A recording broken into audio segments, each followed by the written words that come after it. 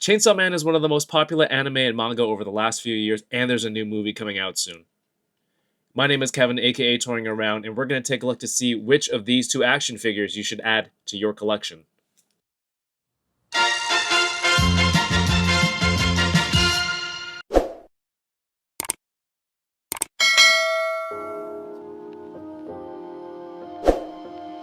On the left here, we have the Jazwares Total Anime 6.5-inch line Chainsaw Man.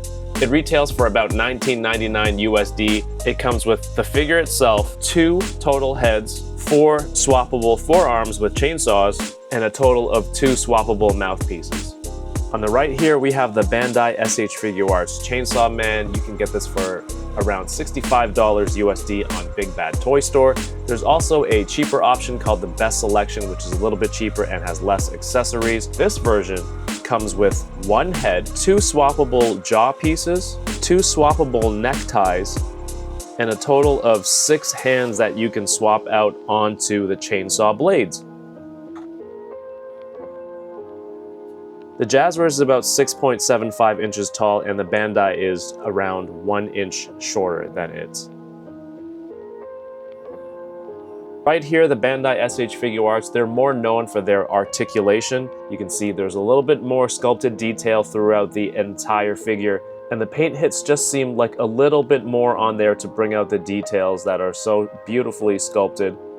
In comparison to the Jazwares here, there is still a lot of sculpted detail throughout the figure and a lot of paint hits to show the bloody parts, but it just doesn't look as detailed as the SH Figuarts. But it's there, it's close. And the Jazwares isn't that far behind. The main differences on the Bandai is that it has a better shoulder movement here and an additional thigh cut and ankle rotation in the shoes, whereas the Jazwares ones is a little bit limited in the range of motion for those things. Jazwares uses a different type of plastic that could feel a little bit softer and gummier.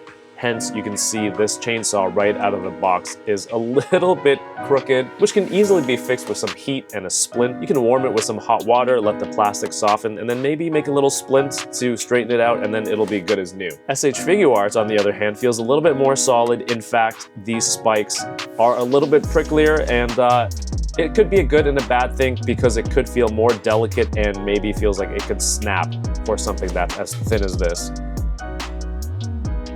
As I mentioned earlier, both figures come with a bunch of great accessories to really make your figure look unique for whatever pose or situation you're putting him in.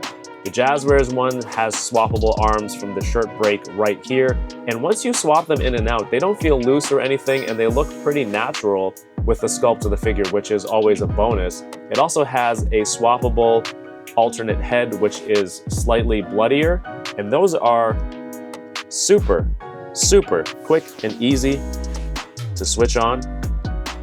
You can see the ball peg in there. And again, 2 heads, 2 mouthpieces, 4 different possibilities that you can display your figure in. While SH Figuarts is a little bit pricier and boasts better detail and paint, it doesn't mean it's perfect. For example, this mouthpiece here on his head easily falls off all the time. Throughout this review, moving the figures around, this and that, this piece has consistently fallen out. So that's something to keep in mind so that you don't lose any of the pieces. The same can be said about the necktie piece, although it's a little bit sturdier. It's nice that they added in the option to swap it out, but when you want to pose and play with your figure and pieces keep falling off all the time, it makes it a little bit frustrating. SH Figuarts currently has a power to go along with their Chainsaw Man, and here's how they look side by side. They look so good together.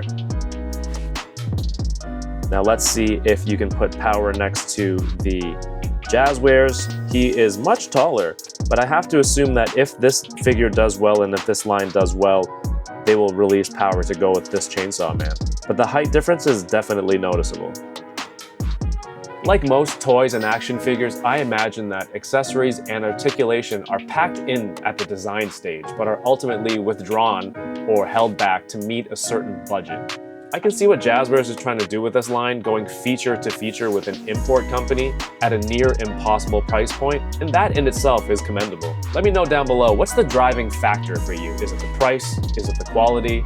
The articulation? Frustrations when handling the figure? Comment down below. Don't forget to leave a thumbs up on this video. It tells YouTube that you enjoyed it and somebody out there might as well. And don't forget to subscribe to the channel for more toys. Thanks so much for watching and keep toying around. Peace!